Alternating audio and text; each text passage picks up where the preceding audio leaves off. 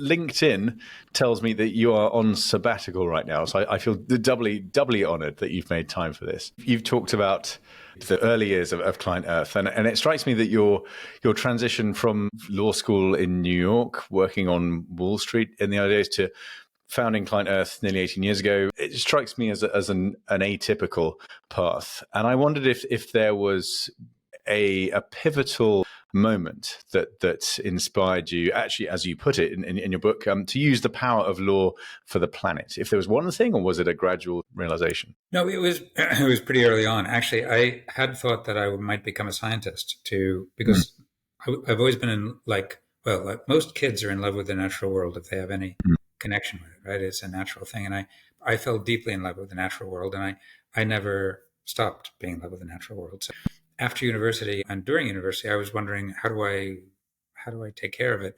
And that was before we knew it was getting to be in such bad shape. So I became a lawyer with the idea of doing something useful, but there was very little environmental law back in those days. I started working with an early group called the Natural Resources Defense Council, or NRDC, and kind of helped create the early environmental law movement, and felt very good doing that because I was then somebody who could say that the earth was their client. And not many lawyers do. I had worked on Wall Street for a little bit before that because that's sort of what you do. But I came to the point where going to the office every day, I could barely breathe because it wasn't exactly my world. And to put it very much in a more of an understated way than even British people use understatement. It wasn't my world. So I was thrilled to get out and then be able to work for the environment. Then I did a couple of other things before starting ClientEarth, actually, though. So for 7 years, so I've been meditating for a very long time. And I started an organization after setting up an LA office for this environmental law group, NRDC. I took a year off, and it was a retreat year.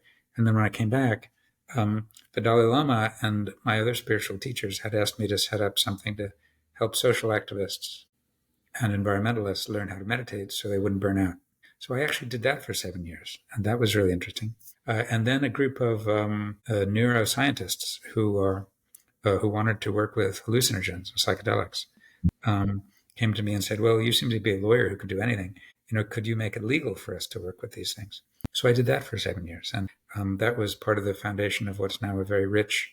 You read about in the papers every day. People are coming up with different kinds of therapies based on hallucinogens, and that work was the foundational work there. And then love took me to England, and we moved to London and found that there wasn't any environmental law to speak of going on really in Europe. And I wanted to get back to doing that.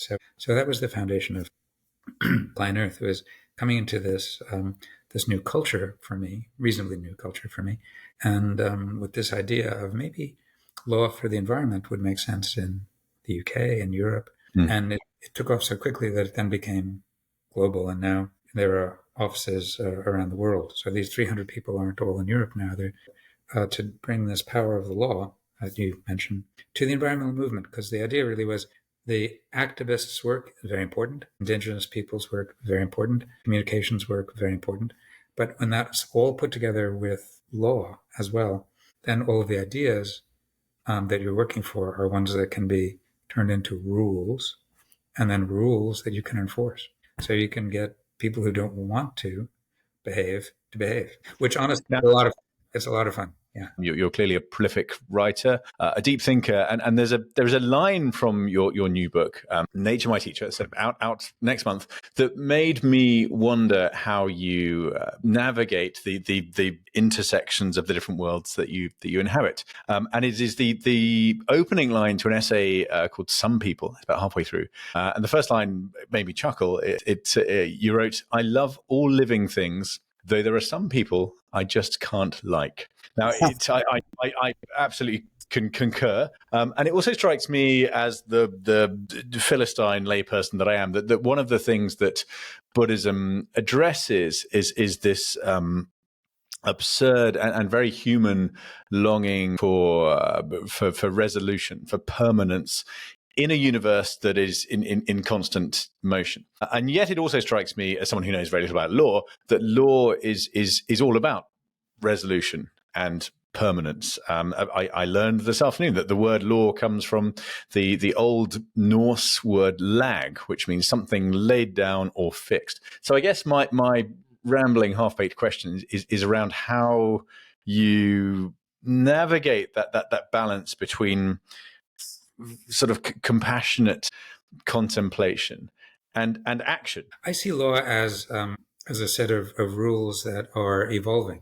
You work to get a law, to create a law. For example, one that ClientEarth worked on a lot was a very new law in the European Union that will prevent the EU from importing products that harm forests. So you're going to have to certify if you import cocoa or coffee or beef or soy into the EU. You're going to have to be able to show that it hasn't led to deforestation. Now, that's a really cool law, and if enforced, will have a huge impact on protecting forests. But it's a very new concept, and that's not a law that you can even imagine getting through 10 years ago. So for me, law is also a dynamic system, and it sort of captures a picture of how the society, any society, sees itself at a moment in time. So here we had the EU have really quite an enlightened perspective on this. But that may change. In June, there are going to be elections for members of the parliament. It looks like it might go more conservative. So that law came through last year. Would it be passed 2 years from now? I don't know.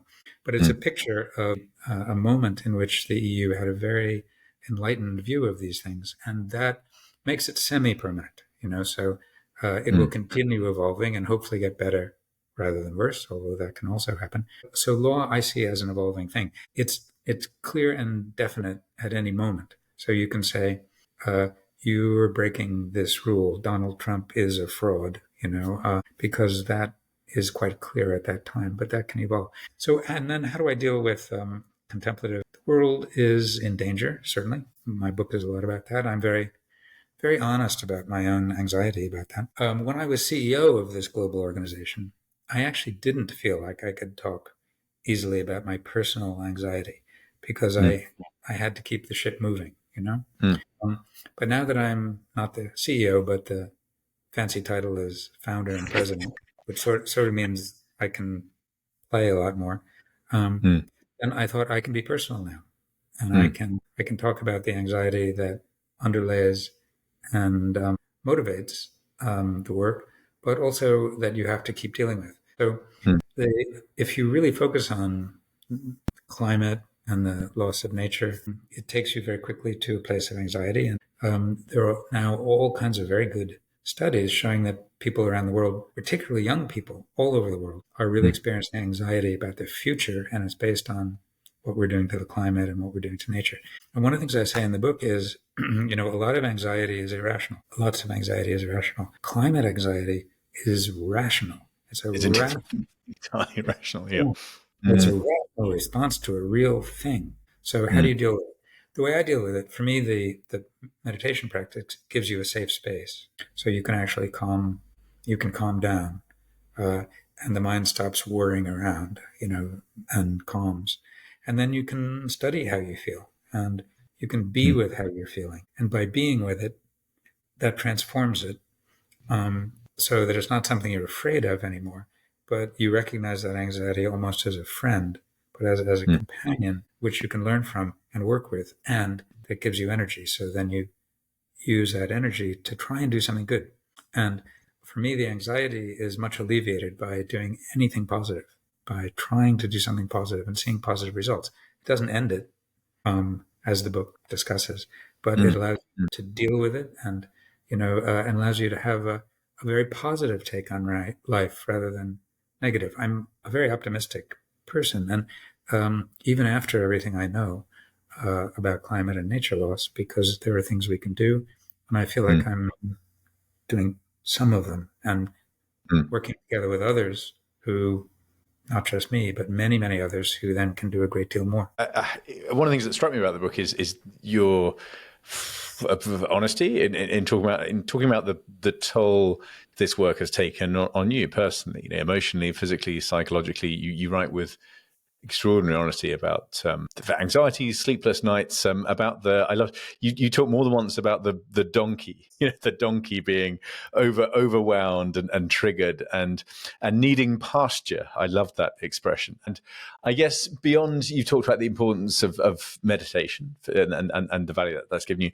Beyond that, I guess my question is, how have you learned to look after the donkey, and what advice can you give people like me who might be haunted by the fact that they are at least halfway, if not more, through their allotted time on this mortal coil, with a feeling of there is so much left to do. I'm not one that as my wife will tell you, to whom taking time off comes that naturally. So how do I look after the donkey? How have you learned to do that? I like this concept of the donkey needs pasture. Sometimes. And it's honestly been really difficult for me to take time off, because I do know what's going on. And I did tend to work 7 days a week. For a long time, I thought holidays were a kind of an annoyance because there was so much to do. And now looking back on that, I realize I actually would have had greater resilience and endurance to actually take care of the donkey a little bit more. So to the degree that you take care of the donkey can ride further, and also be in a better mood rather than tired or angry all the time, right? So it's a constant process. If you see the need to do stuff, you have to remind yourself. You have to remind yourself. And for me, nature does call me, and that helps.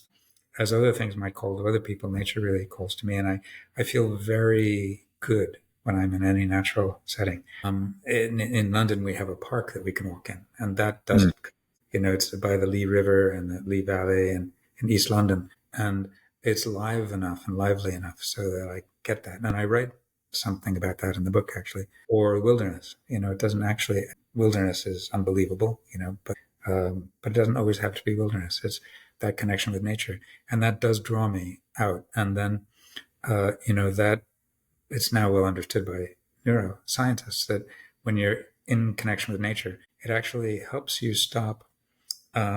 The worst danger is the repetitive stuff. The repeated. I must do this or I must do that. I've got to get this done, or whatever form of repetitious stuff is going on, which drags you down.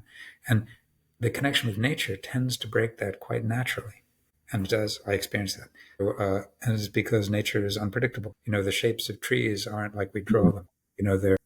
They're multidimensional. A bird will fly across, or a dog will run across the path. All of this stuff is immediately breaks you out of the endless, repetitive, tiring stuff we do in our mind. So for me, the reason I say nature, my teacher, is that it never stops. The more time I'm in nature, the better I feel. I wanted to go back to ClientEarth. You described a law earlier as cool, which I thought was wonderful. And I was going to ask if there was perhaps a case that you were proudest of. I'll give you two, actually, one in Europe and one in America. So in Europe, a lot of the airlines are greenwashing, and the KLM, the Dutch carrier, was particularly bad. I mean, it was basically saying you can fly as much as you want with us forever, and you don't have to worry about carbon because everything is beautifully offset, and, fly more. And, it was all just nonsense. I mean, it was, that's to put it kindly, and so we sued them, and with some Dutch environmental groups, and we just won last week. So that's the first time that anyone's ever sued an airline on any climate issue, and certainly on greenwashing. And it was a really clear victory. The court gave us every one of our arguments. So that sends a big message. Greenwashing is an increasing problem as companies claim that they're doing good things when they're not. So I like that one a lot because it's the globally first case against an airline for climate. And then we just brought one here a few weeks ago by the American team of it's the newest office, which is one of the newest offices. Tokyo is another, but I'm here to help build this up. And a brilliant young team. And they discovered this problem that I didn't know existed. Oil and gas wells are drilled, and then at the end of their life, they're supposed to be capped.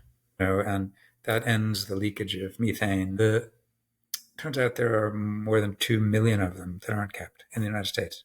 And then they looked into it more, and it's fraud. So it starts with big oil companies, and they extract a lot, and then they turn it over to an intermediary company, sell it to an intermediary company, who sells it to a company that's designed to go bankrupt, which means that by the time the well needs to be plugged, the bankrupt company can say, "Oh, sorry, we can't afford to do that." So the government's taxpayers are going to have to do that, and it's a knowing fraud. It's because this is the way things are done, and the big oil company never puts. It costs only $100,000 to tap one of these wells, and that should be on their books with the value of the well. The liability and the asset, and it isn't. They only put the asset on. Now, since this is over 2 million wells and they cost $100,000 each, that's $200 billion in ill-gotten gains that the oil companies made from the taxpayers. It's like, wow, when is enough for these people, right? So they very cleverly, this team, figured all that out. And we've sued on behalf of some landowners in Colorado, sued the intermediary company, claiming that it's fraud, and it's a tort, and there's a conspiracy to defraud. So we've actually sued on conspiracy. And it's a beautiful one because it's not even an environmental case. So that people who aren't so crazy about environmentalists might actually get it, So for all I know, these landowners may be Republicans. One of the ladies who's a plaintiff, her house apparently is full of taxidermied animals, so she's probably not a member of Greenpeace. A decent gun collection in the cellar, no doubt. I would hope so. Gosh, what I like about that is here we're trying to protect the climate and people's health, and what the team has done is to find a way to do it by using these financial tools. But it doesn't even raise barriers of is it environmental or whatever. This is just wrong. I mean, it's just bad, and people are being lied to and taxpayers are being stolen from. So those are two cases that I particularly like, and they're very much live for me right now. Gosh, and I mean, fascinating, particularly the latter one. And I'm now again, my sort of layman's brain is sort of whirring away, trying to figure out how on earth this all comes together. And do these sorts of cases come from? I assume you might have sort of researchers on the team in house, or do they come from, I don't know, some sort of a kind of whistleblower typically, or is there no rhyme or reason to it? Well, they come in different ways. The facts behind this case in Colorado were dug up by one of our partner organizations. We work with about 300 other NGOs called Carbon Tracker in this case. And Carbon Tracker is a great British NGO that looks at all the facts in the oil and gas industry. And one of our lawyers put that together with the law and figured out, oh, wow, this is happening in plain sight and nobody's paying any attention. So that's a lot of work to put all those facts together and then to take the facts that Carbon Tracker had and to turn it into a case. Huge amount. But, there are some that are very simple. So the head of our Japanese office was able to write to a power company and who wanted to build a coal plant and say, we can prove that in Japan, it's actually bad business to build a coal plant now because renewable energy will be cheaper. So if you go ahead, we're going to have to sue you. And we'll win because we did a case like that in Europe and we won. And within a week, they had decided not to build a coal plant. So there you get a really cool thing where you've built momentum in one part of the world and demonstrated something, in this case in Poland. And then you're able in another part of the world to say, hold on, we did it over there. This is simply a bad idea. And then there are other things that aren't cases that I'm very proud of, like about coal. Coal is one of the worst things you could possibly be involved in if you want to save the climate. And we've built up a really deep relationship with the Chinese over the last 10 years, training judges and training prosecutors to bring environmental. I mean, I wanted to ask you if you were able to talk about that, if that was still ongoing. So, thank you.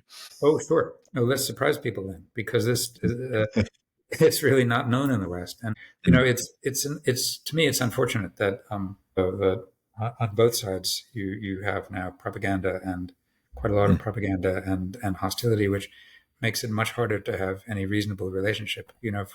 For decades and decades, the American attitude towards China was both competition and cooperation, and not hostility. But China, what people in the West don't know is genuinely concerned about climate change and nature loss, pollution of air, pollution of water, pollution of soil in China.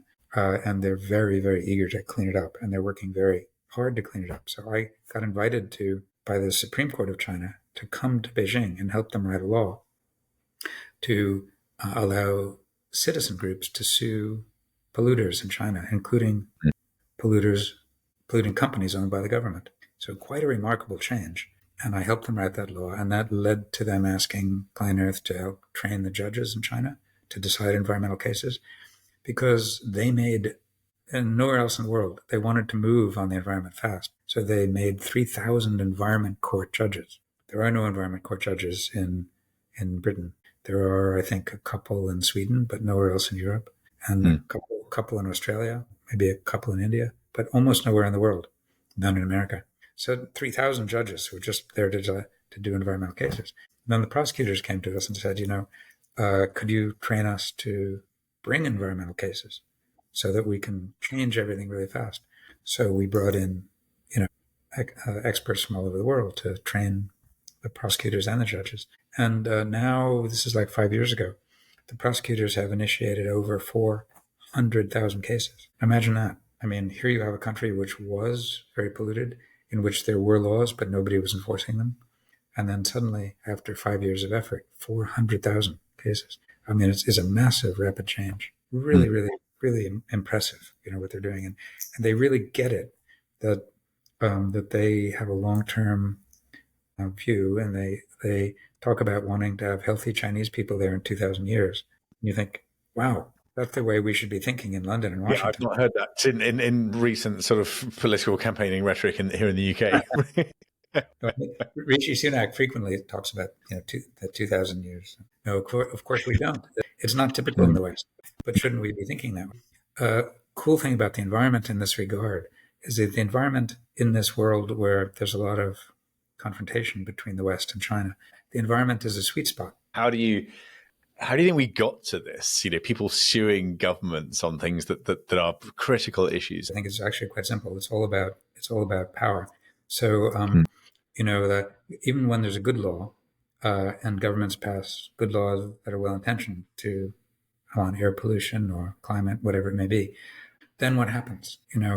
People have the fantasy that law is sort of self-executing, that you write a law and then everything happens. It doesn't. So you write a law, and that's just a set of rules. And then the question is, what do people actually do? So you write the law is passed, and then the industry affected by it, which doesn't want to comply with the laws, comes in and has lots and lots and lots of lobbyists with lots and lots of money pushing the government in one direction. Every government, everywhere, no matter whether it's a good and well-intentioned government or a less well-intentioned government. But it's the same deal. The industries don't want to do it. They don't want to change. They've been making money in a certain way. The German car companies went nuts when we sued them, essentially sued them over air pollution, got orders against them on diesel, because even though diesel is killing a lot of people, they were making a lot of money out of diesel engines. They wanted to keep doing it until they were forced to stop. It's all about forcing people to do stuff they should be doing. The law may require that, but they'll push back, and it's a big force pushing government. So citizens have to come in on the other side and say, sorry, the rules of the game require you to play this way. We've already got the rules of the game. And who's going to do that? I'm just saying it doesn't get you there. So citizens have to stand up and use the law to require governments and companies to do the right thing, because the companies have so much pressure. Governments are caught in it, and you need to push back. And when you do push back and win these significant victories, amazing things can happen. And one of the things I discovered by doing this work is that, there are lots of good people in the government. So the government, say a government isn't doing what it's supposed to be doing. Well, there are a lot of good people in the government who want to.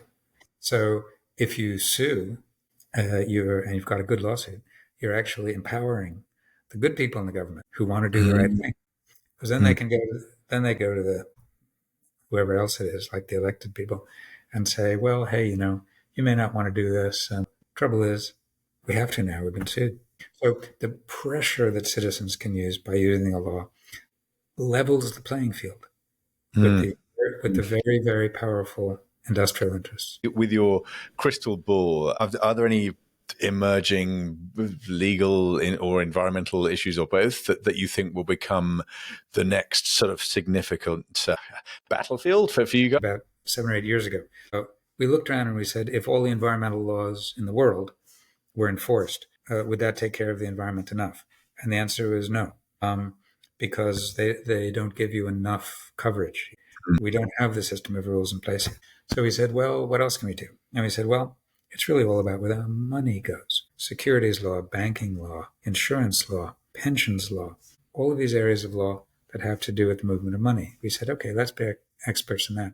And now we have a team of experts in the EU, one in Asia, and one in the United States, that are all expert in all of the law that has to do with the flow of money. We can find within the system, that you have duties to your shareholders, to the future, for example, to future shareholders of pension funds, to their youngest members, a woman who may be 22 and just joined up, and to the pension fund. Well, what's her pension going to look like when she's 70? It's not going to be very good if you're only invested in oil and gas. So for me, that's a new and exciting way of using law to approach saving the world. If people want to know more, where should they go? What can they do? You have, and it would be remiss of you not to plug your book. So, Nature, My Teacher, which is out imminently, I think next month, April. I hope Nature, My Teacher does lead to to a series of public talks, and perhaps, using my Zen priest background, meditations on nature and public meditations. I'm thinking, how do I develop that again? In the old days, before ClientEarth, I did lead meditation workshops and so on. But I have a lot more experience of where the world is going, and much more experience myself. So I'd like to get back to being with people in that contemplative space of exploring your own power to do good things. Last question. If we had to edit this entire conversation down to a minute, would there be one message that you would want to broadcast? And if so, what would that be? The 1 minute would be pick up Nature, My Teacher, the book, and let that inspire you. Let it be your friend, because this is all about making friends with yourself and with nature in order to be empowered to save the world. Wonderful. James, what a joy. Thank you so much.